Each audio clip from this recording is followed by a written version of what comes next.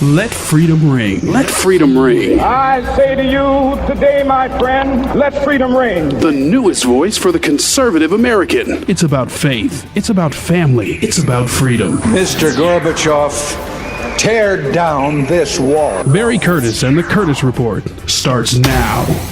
Thanks, and welcome back to the Curtis Report. We appreciate you joining us back here with the show this week, where we talk about family, faith, and freedom.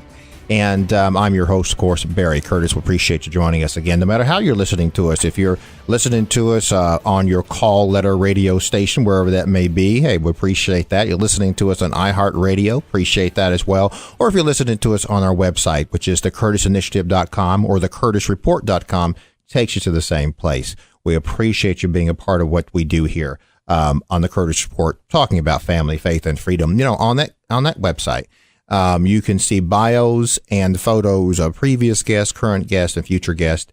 Kind of follow along with us if you're listening to us, no matter how you're listening to us, iHeartRadio, radio call letters, or on the internet. Really cool to do. And oftentimes we have authors on the show and guests on the show who've got books or publications, and you can kind of look more in depth on what they're doing there. I want to say kudos to you folks in Facebook. I don't know what I'd do without you. The thousands and thousands of you, particularly on the Curtis Report Facebook page. Absolutely amazing. We appreciate that. Thank you for wearing the T-shirts and the Family, Faith, and Freedom bracelets there. It rocks. Thank you very much.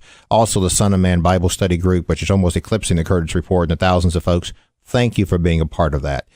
It means a lot to us on that. More shirts are coming this spring. We have to get with Edgar. Edgar's ordering more shirts. We'll get on them. Then they're free, of course, and we'll send those out to you upon your request. So a great show lined up for you this week, and a wonderful guest. And I'll be pontificating a bit too here later on in the show as well. And I want to just jump right to it, because we've got a guest here, and you know, and when we reach that subject of autism and how it affects our communities and really nationwide, and a few things I think affect us like a loved one or a family member with autism.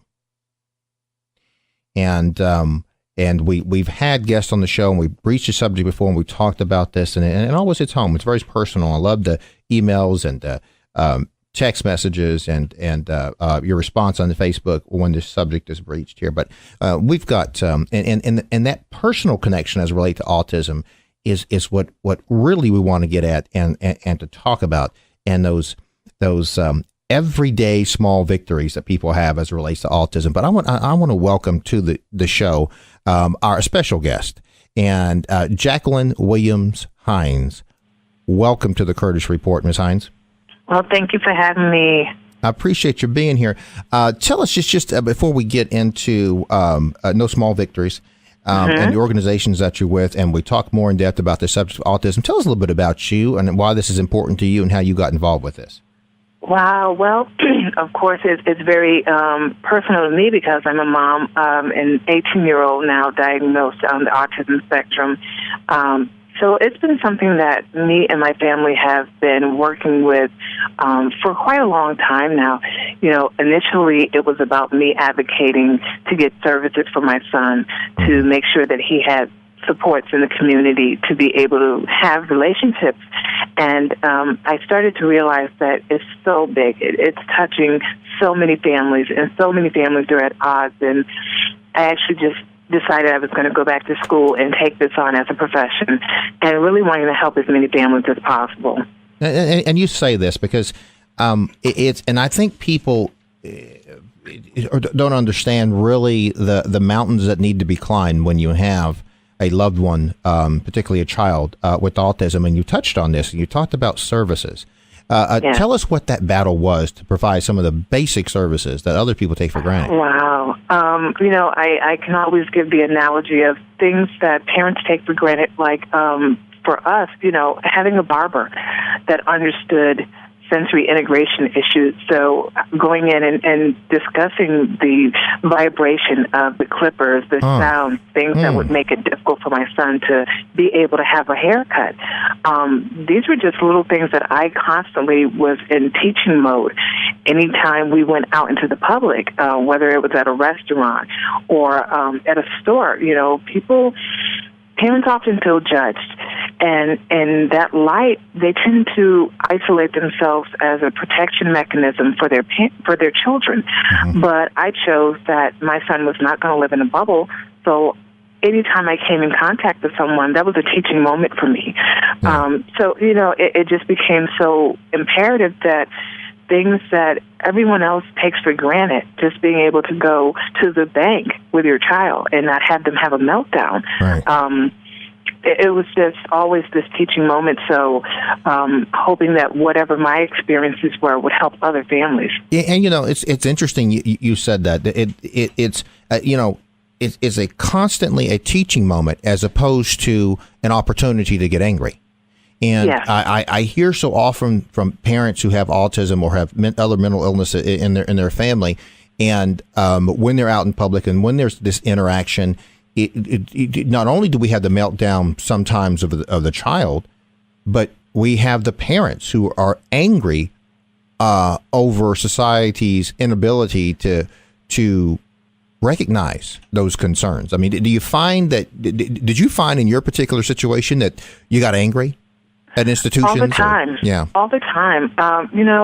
It's so difficult because I think what happens a lot of times, children get a diagnosis, parents are given information, and kind of like, scoot it out the way and say, okay, you need to get in touch with this person, that person. And you may be dealing with just across the board, a lot of professionals. You may be looking at, different medical subspecialties, neurologic pathologists or, speech pathologists, and then you may be trying to navigate the education system, social services to get other supports. No one gives the parent time to even really understand what's going on. So, I think people forget that we've lost something. We lost the child that we thought we had yesterday. Right. So there is this grief process, and a lot of times we don't even get a chance to go through that because we have to hit the ground running. Or is there a constant grieving process of, as the child ages, yes, those things that child is not involved with or can't be completely involved with, sports, graduation, prom, some of these other things. Is that what? Exactly. Yeah. Exactly. It's always, I always akin it to the first day of kindergarten. When we're sending our children out into the world, everything is a new experience because we're always kind of faced with that person really doesn't know your child. That person's not being able to really support because maybe they don't understand. Right. So parents, it's around the clock.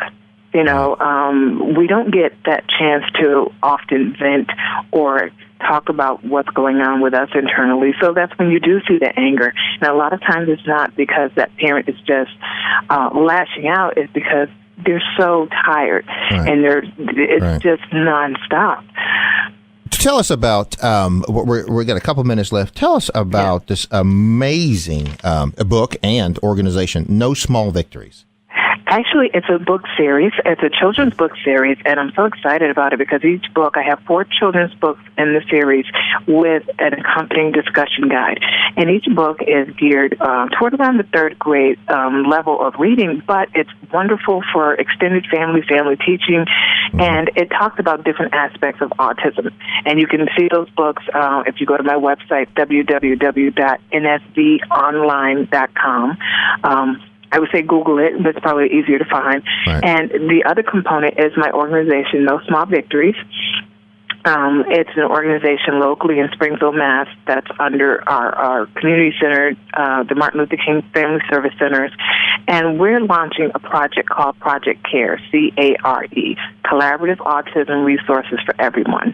And what that means is that we're going out into the community and we're doing education, whether it's barbers, whether it's hairdressers, whether it's dentists, other service providers. We're actually looking at doing collaborative work with our local Y to open up programming and make them more accessible to children on the spectrum.